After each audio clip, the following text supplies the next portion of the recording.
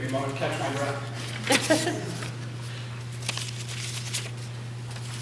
So today we are talking about looking back, and in many ways we are looking back ourselves. And we're looking back, some of us, partly because of the holiday and partly because of the season, to a time when we felt forever young. Maybe that was childhood for some of us. For others, it may have been college, last week, I don't know, Christmas. Christmas time usually does it. We feel young then.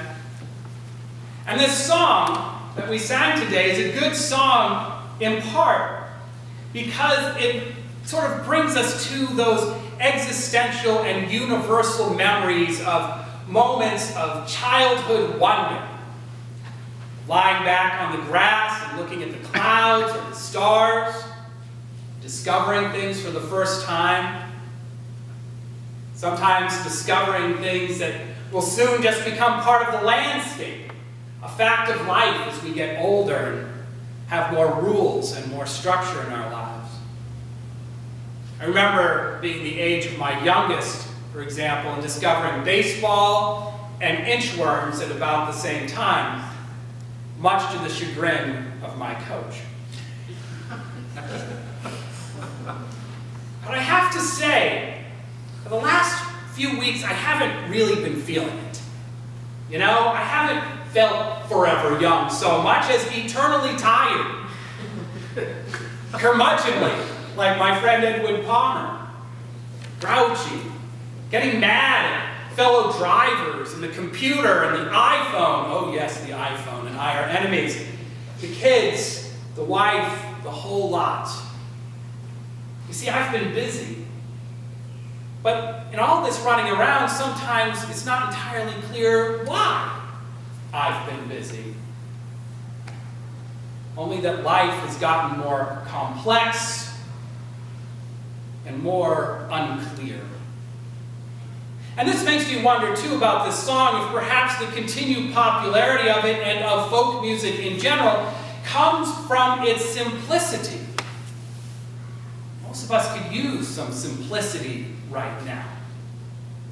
And we seek that, at least sometimes, in old forms that we can repurpose, like music and like the church.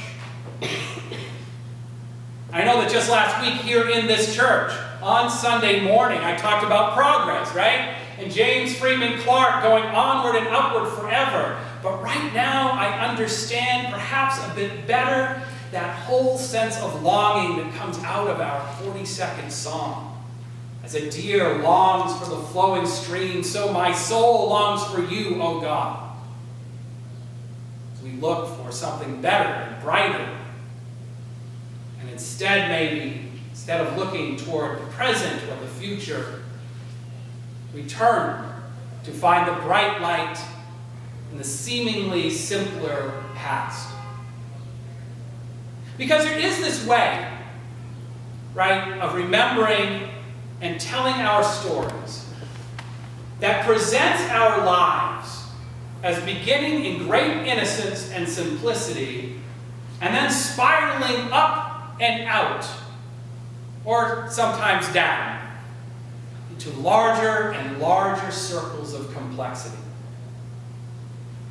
When this happens, we tell ourselves that we've never been so busy as right now, and the economy has never been this bad, that the traffic this spring is out of control, and it is, and that the kids' schedules are easily the worst that they have ever been.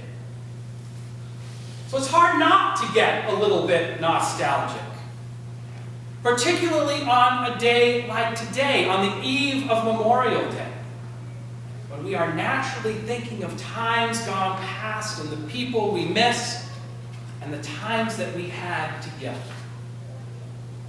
I know that's part of what's happening for me. It'd be worse if it was warmer, but it's happening nonetheless.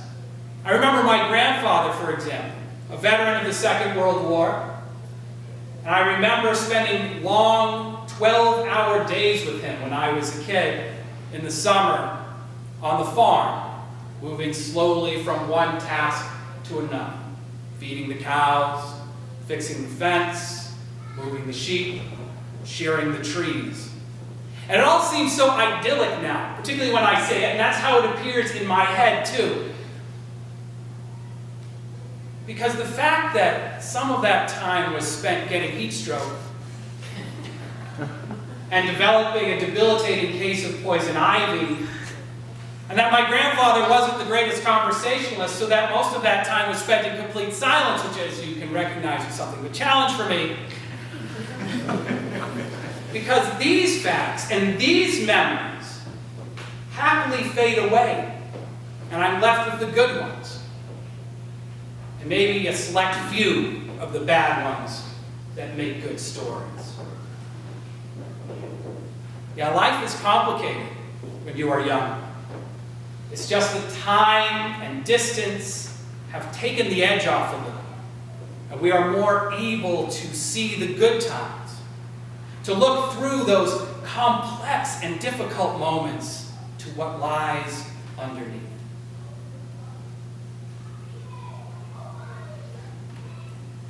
And it's important that we do this. Looking back is important. Telling and retelling our stories, ordering both history and myth in a way, helps to explain who we are right now. It makes us question if we are serious students of our own history. It makes us question the directions that we have taken and the decisions that we have made. It reminds us of our dreams and expectations and of those who shaped us, who loved us, and who we loved. Memory slows us down, which is a good thing. And it wakes us up from our sleepwalking through the day. Remembering the people and the places of our past keeps us young and helps us look toward the future by acknowledging that not everything about our current trajectory is worth celebrating. Not personally, and not universally. And that, of course, brings us to that reading by Edwin Palmer. I mean, it begins so optimistically. And we're at Kent Patton, it would stay optimistic probably, with the glorious achievements of the modern age, with stories and examples of one kind of progress as perceived by many people then in the 30s and today too. Financial progress, industrial, technological, status-based successes.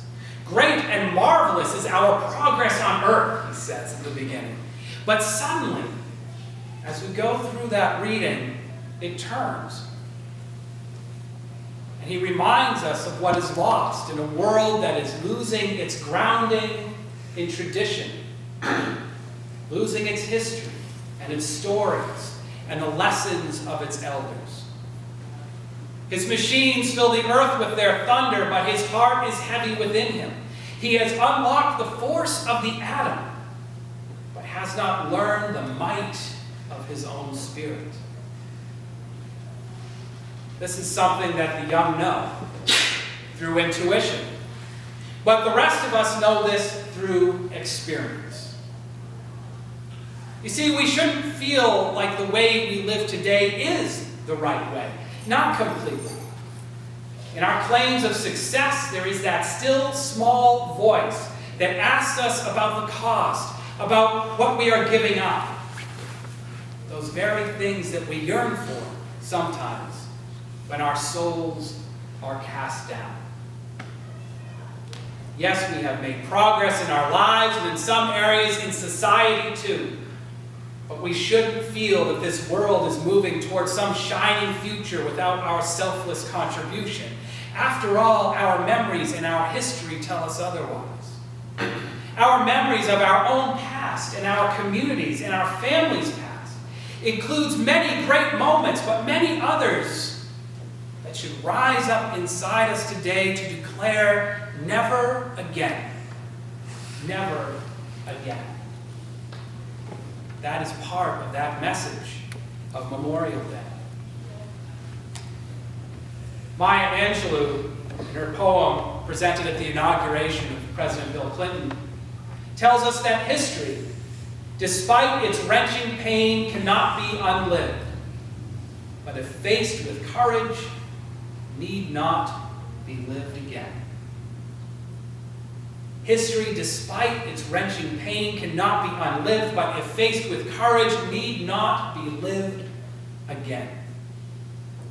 History, myth, and memory are there to help us grow, to help us order the best and worst of our past, to make choices as to how we should and must move on.